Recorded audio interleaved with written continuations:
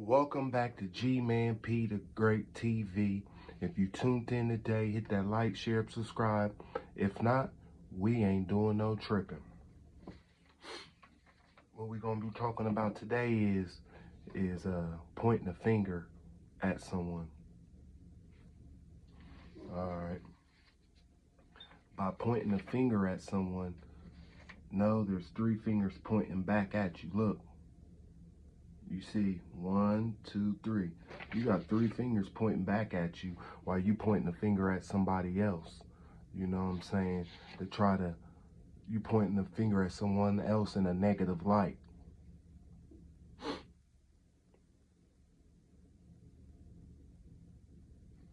And you better watch on how and who you put your mouth on in a negative way.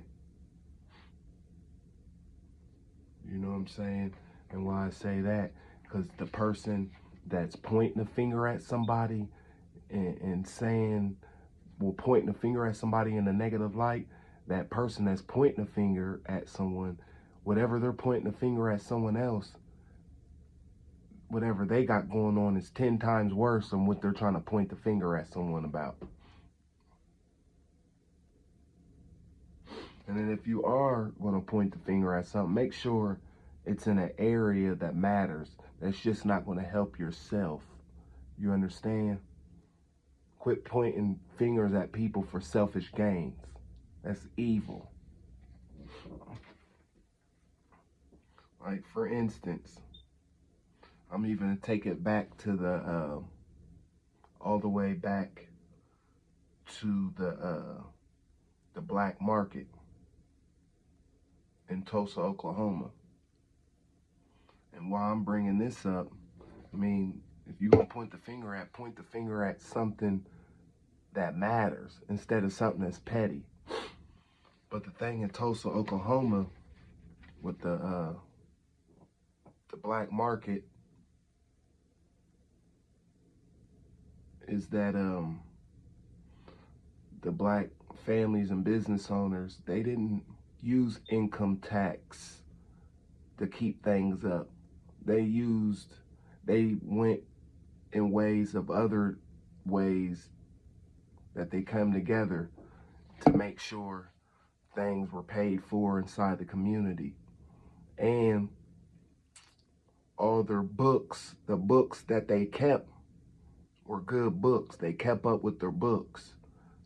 You understand? That's how they was thriving. And then you don't have to go off of what I'm saying. Do your own research and on what I'm saying and go look for yourself. Because in that time period, America wasn't doing all that good.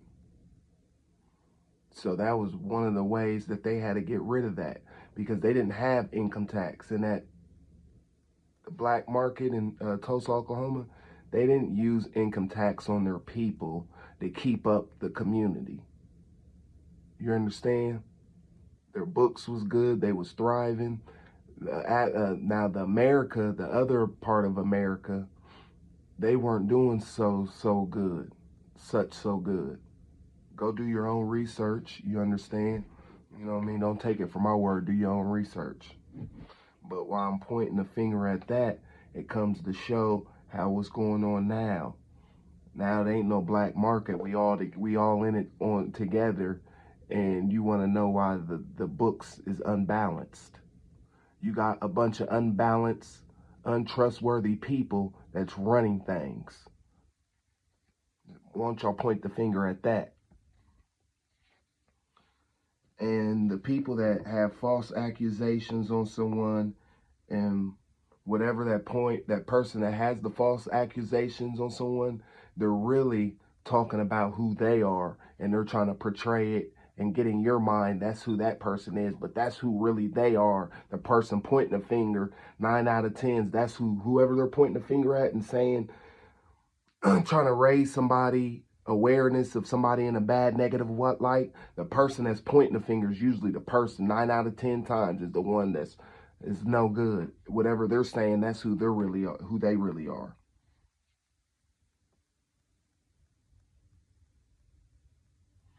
Just another thing when I was going back on the black market, why do you think Um, why do you think the debt ceiling is so high and people aren't thriving?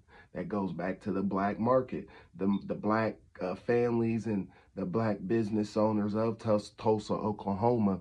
They kept their books up. They were thriving. They didn't have no income tax. There wasn't no. They didn't need income tax on their people. That's just for and what I'm trying to put as to now is, why do you think the debt ceiling's so high and people aren't thriving? Is because these people that's in power, they got all college degrees and they're so smart, they're not even smart enough to balance the books. In Tulsa, Oklahoma, the books were balanced. They didn't use income tax on their people. The income tax that they're using against us now, it's being put back in the pocket of the evil. Why do you think that it ain't? It's the debt ceiling's unbalanced because the people are pocketing the money. Laugh it up. Laugh it up. Go ahead. I'll give you a couple minutes. Laugh it up. Let's take an intermission. Laugh it up. Just don't be the person that get caught with your pants down. Now laugh that up.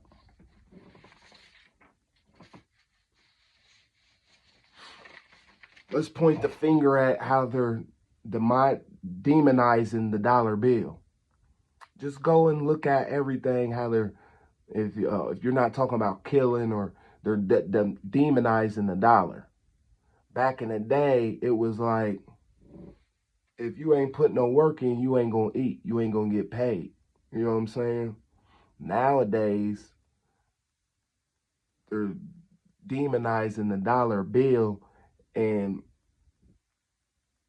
the people that's upright are being neglected, and the people that's demonized is being paid. Like, what type of message are y'all really sending out here? Let's really get serious. But that's really all I wanted to really talk about today is, people pointing fingers, and another thing, the people that be pointing fingers at other people, they're not accountable for their own BS or their own errors. That's why they're pointing the finger at someone else, because they're not woman or man enough to stand up for the error that they have made in life. You understand? So they point fingers and try to make someone else see someone else in a bad light, which that may not be the case. You understand? Quit pointing the finger for selfish gains to think that you about to get something. Now, that's what's wrong with the people. You pointing fingers, and the person that's pointing fingers way worser than the person that they're pointing the finger at. So anybody that tuned in, good luck, good looking out, and whoever wasn't, we ain't doing no tripping. Peace.